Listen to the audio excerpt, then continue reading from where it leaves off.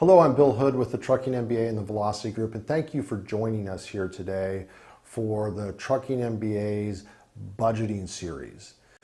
Today we're going to be talking about high-level revenue numbers. But before we get started, if you haven't watched the introduction video, go to the link that's down on the screen here or down in the description below. That video is going to give you a pretty good idea of what this program is about and what it's not about. It's the starting point that you want to make sure you get into. So today we're going to be talking about high-level revenue numbers and why this is important and why we need to spend some time working on this.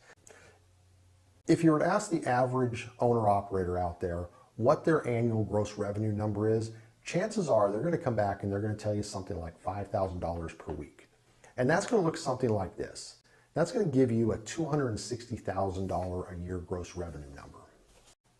Now, I understand the first objection people are going to come back with is saying, hey, Bill, these are averages, so why is that an issue? Do me a favor, hold on to that objection to the next video where we're going to be talking about revenue numbers, and we're going to be digging down into the baseline revenue numbers, and we're going to talk more about why the averages can trip some people up. But when somebody comes to me and says that, when we ask what their yearly gross revenue number is, and they give you a weekly number, let's say they say 5,000 for this example here, I know one of two things. Now, the first is the most likely scenario, which is they do not have a detailed budget based on any information there.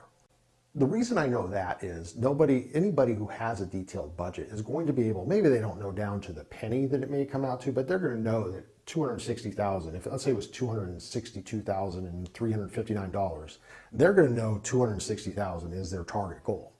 Maybe they've done that, but they're not actually watching, they're actually not monitoring. They're not following through on doing their budgeting and watching all their financials as they go through the year. So this here is a budget, comparing a budget if we looked at seasonality compared to a straight line budget like we saw before. Now, a lot of people are going to say, well, why does that really matter and why do I care? Well, there are a couple reasons here. The first one is foresight and planning.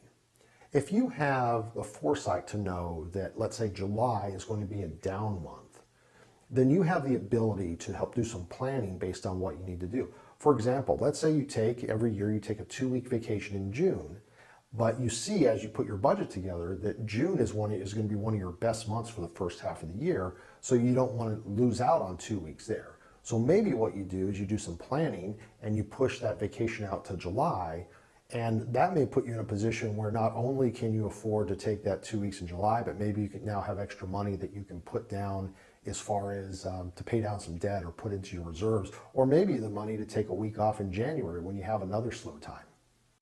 Now, the other reason is state of mind. And we're going to talk a lot about this over the series, about how important the state of mind actually is. So if you have a state of mind that you understand that your numbers are going to be down certain times of the year and you're taking a look at the revenue, then you are more likely to have a positive outlook when you come into the July slump after you come out off of June, because you're expecting to see a dip in those numbers.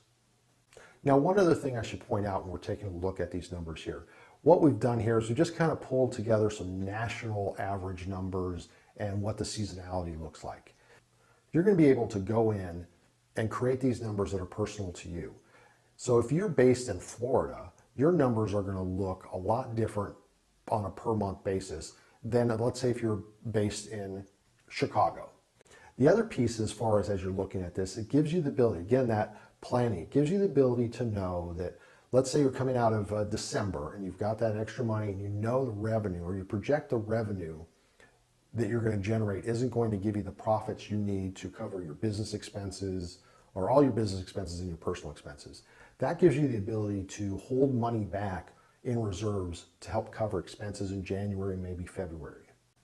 Now let's take a look at what we saw here in 2018 and the first 6 months of the year of what was happening, and why having a budget would be so important in this area. So if we're looking at this in the first 6 months, we saw that we had a significant amount of revenue and additional profit that we weren't planning for, or that we didn't budget for.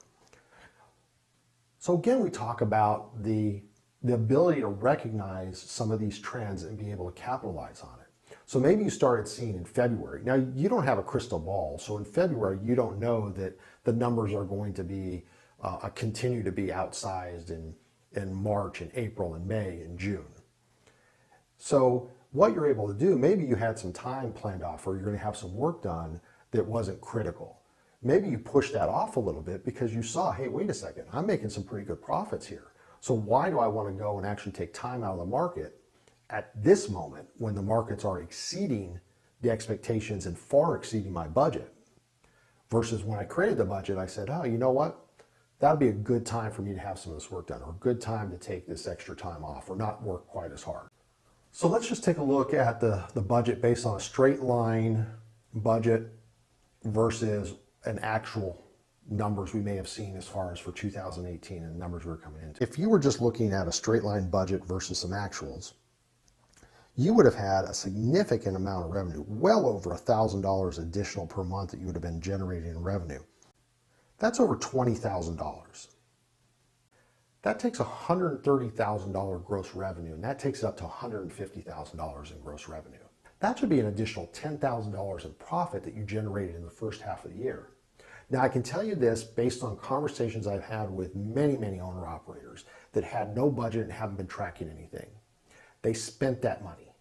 They did not save. They did not pay things down.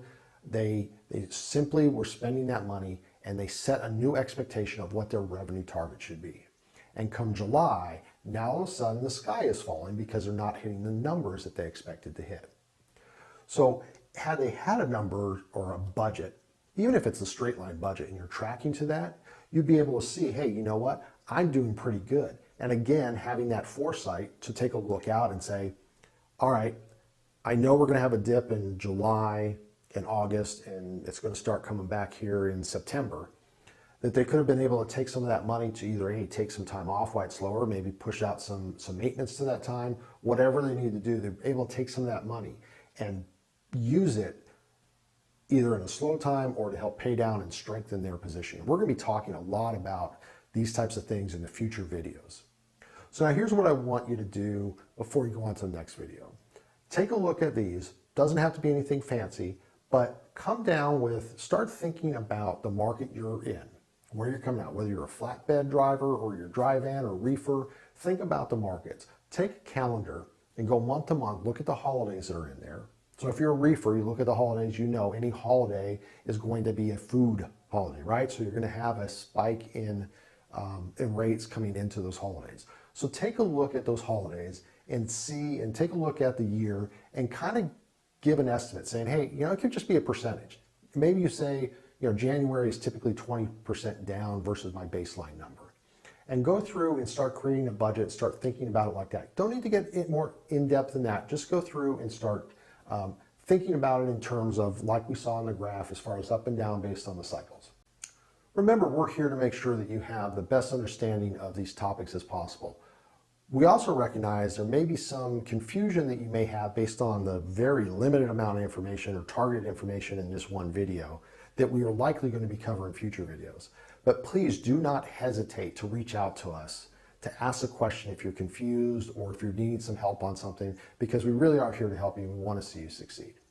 Thanks for taking the time to watch this video. We hope to see you at the next video, and we look forward to your comments.